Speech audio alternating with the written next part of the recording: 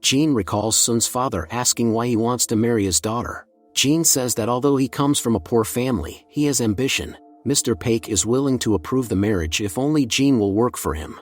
In the present, Gene saw Sun come ashore in one swimsuit. He immediately began to cover up for her. There was a conflict between the couple in front of everyone. When Gene started dragging his wife off the beach by force, Michael decided to stand up for Sun, but was already slapped in the face by her. Later, Gene asked his wife what connects her and Michael. Sun recalls how the preparations for the wedding went. She dreams of spending the honeymoon with her husband, but he says they can't go because he has work waiting for him now. In the present, Sun apologized to Michael. She could not do otherwise, for her husband is capable of very bad things. Gene took out his anger by playing golf. Hugo came up to him and offered to go fishing, but Gene was in no mood for it. Meanwhile, Shannon was helping to build the raft. Saeed began to flirt with her, and she reciprocated. Michael tells Walt about New York City, thinking he will like it there. When the boy leaves to play with the dog, Jack tells Michael that an argument has begun about who will go with him on the raft. There are only 4 seats. Sawyer is one of those who will be on the team. At night, Sun and Kate have a heart-to-heart talk. Kate doesn't understand why Sun puts up with her husband's antics. The woman said he wasn't always like this. They were distracted by a commotion on the beach. Someone had set fire to a raft. The people tried to put out the flames, but the raft could no longer be saved. Michael immediately suspected Gene, thinking it was revenge. Kate and Jack stopped Michael, but most people tend to believe that Gene is to blame. Sun ran to her husband and saw that his hands were injured. Turns out he really did it. Enraged, Gene left, remembering how Mr. Paik had once informed him of a promotion. He would have to go to one person and give a warning. Gene arrived at the appointed address and simply said that Mr. Paik was not happy. Realizing that he was not going to be physically punished, the man gave Gene a rare purebred puppy as a token of his gratitude. Saeed came to talk to Boone about Shannon, saying that perhaps they would become more than friends. Boone advised him to be careful with Shannon, for she is promiscuous with men. Gene woke up in a shelter. As he approached the creek, he was knocked out by Sawyer. Saeed told Shannon that it was better for them not to continue communicating. She guessed right away that Saeed was talking to her brother. The girl found John and asked where Boone was, but he hadn't seen him. Locke also said that she and Boone should start a new life here. Sawyer led a bound Gene through the jungle. He remembers how his wife gave him a surprise. But at dinner, he gets a call. Mr. Paik is very unhappy. When he asked Gene to pass on the warning, he meant something else. And that's what they're going to teach him today. They went back to the man's house, and this time Gene had to act tough. All this was happening in front of the woman and the little girl. Gene came home with blood on his hands. Of course, Sun demanded an explanation. She immediately realized that Gene was doing work for her father, and she hit him. Left alone, he cried. In the present, Sawyer was beating him. Michael was about to join in. Jack and Hugo didn't let that happen, and Sun didn't know what to do. Soon Michael attacked Gene after all. At this point, Sun couldn't stand it and intervened, speaking in English. Everyone, including Gene, was shocked by this. Sun said that someone else had set the raft on fire, and that Gene had hurt his hands while he was putting it out. John stood up for Gene, for it was certainly not in his best interest to destroy the raft. In Locke's opinion, the others had done it. When everyone left, Sun wanted to explain herself to her husband, but he wouldn't listen to her.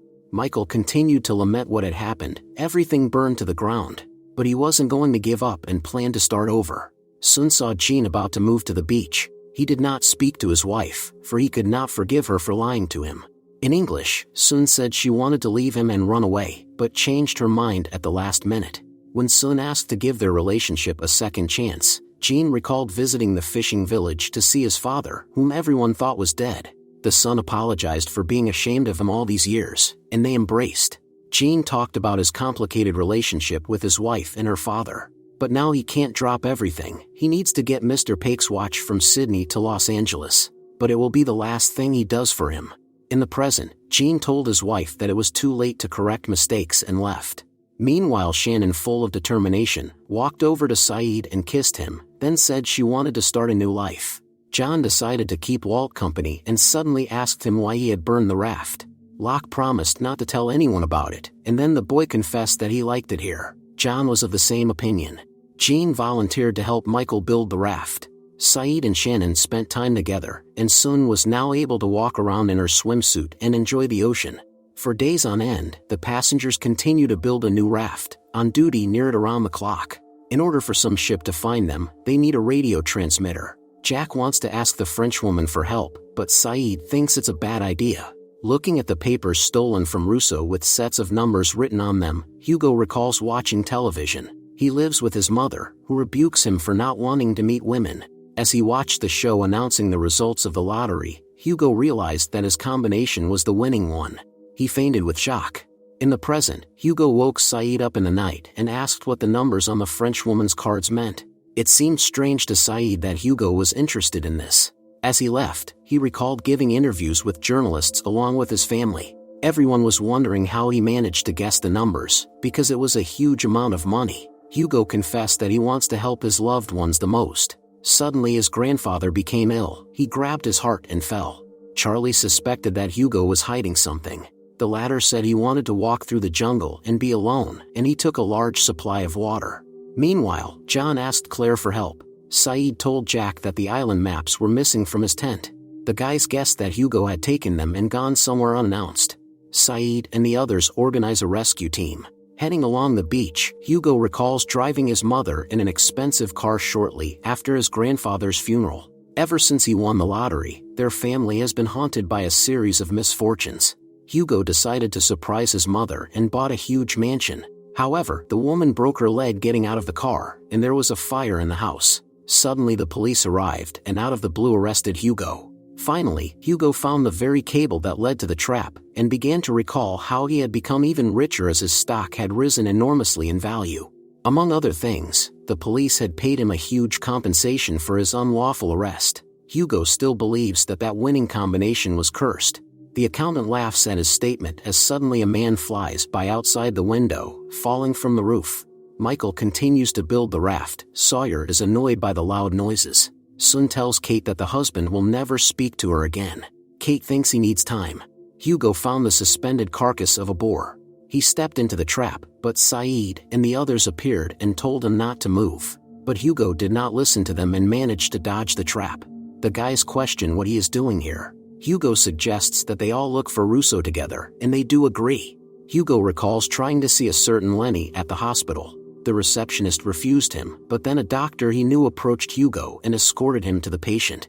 Lenny, who is mentally ill, did not react to anything. Hugo asks him what the numbers he keeps repeating mean.